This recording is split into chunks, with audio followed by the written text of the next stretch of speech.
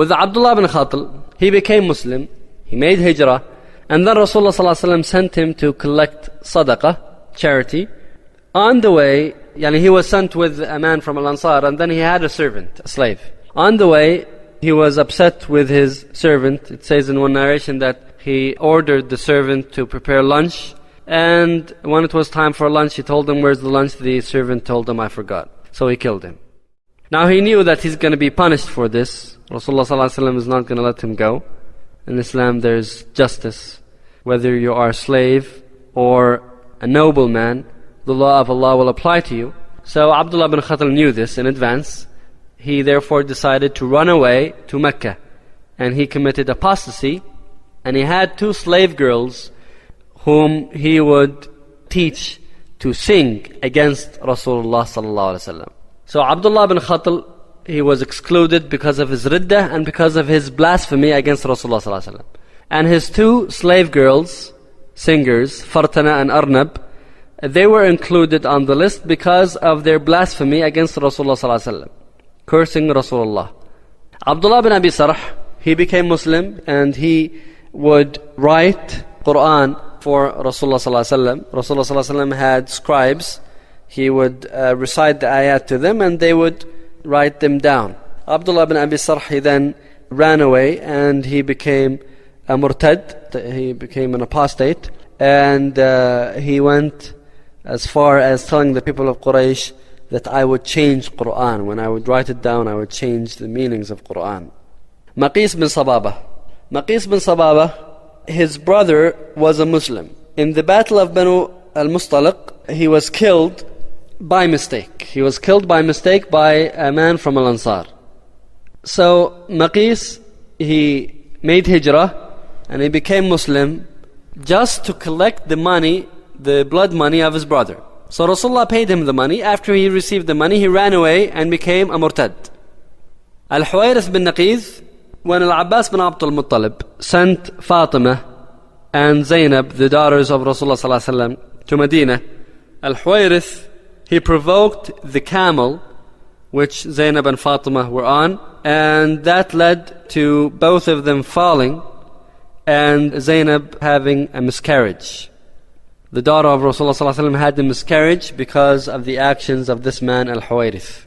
Sarah was a slave girl that belonged to someone in Mecca, and she used to sing against Rasulullah ﷺ. So we can see that everyone on this blacklist was excluded from the forgiveness of Rasulullah ﷺ for one of 2 reasons. Either because they have committed riddah, apostasy, or because of blasphemy.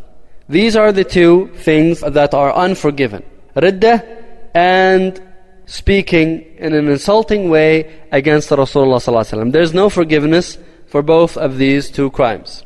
And that's why Ibn Taymiyyah says that the rules concerning riddah, apostasy, are more strict than the rules concerning kufr.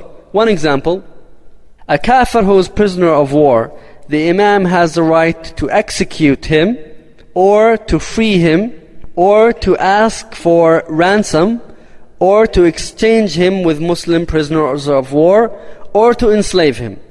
It is up to the imam to choose one of these options.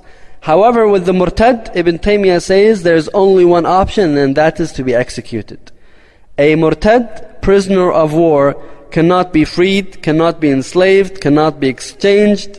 He can only be executed, or if he becomes Muslim, then he is freed. But if he refuses, then there is only the option of execution. That's one example of how the rulings concerning apostasy are different than the rulings concerning kufr. Abdullah bin Khatal was seen hanging on to the clothes of Al-Kaaba, and he was executed on the spot. Some narrations say that Fartana was killed, while Arnab, she became Muslim and she was forgiven. Abdullah bin Abi Sarh, he sought refuge with his brother from breastfeeding, Uthman ibn Affan, أخوه من الرضاعة. Uthman ibn Affan took Abdullah bin Abi Sarh to Rasulullah ﷺ, and Abdullah bin Abi Sarh said, I came to give you bay'ah. Rasulullah was quiet. He said, I came to give you bay'ah. Rasulullah did not respond. The third time he said, I came to give you bay'ah. Rasulullah accepted his bay'ah. And then when he left, Rasulullah told the men who were there, is there no wise man among you who could have got up and killed him when you saw I was remaining silent? So the Ansar said, but O Rasulullah, could you not have given us some signal? Rasulullah said, ما ينبغي لنبي أن يقتل بالإشارة. Prophets do not kill by making signals. Rasulullah said, it's not appropriate for me as a prophet to give you a signal. You already knew my hukm, my ruling concerning him, so you could have killed him. It says in one narration that one of the Ansar already had his hand on the sword. He was ready to execute the man, but he was waiting for a signal from Rasulullah. Subhanallah, that was the qadr of Allah to spare the life of Abdullah bin Abi Sarh, because he became a good Muslim after that. In fact, it says that he died in sujood of Salat al-Fajr. And he held some very high positions of authority in the times of Umar bin Khattab and Uthman. Maqis bin Sababa was killed by his cousin. Al-Huwayrith bin Naqid was also killed. Sarah, some say that she was forgiven. So we can see the important ruling here of the hukm of Sab Rasulullah, the ruling of committing blasphemy against Rasulullah.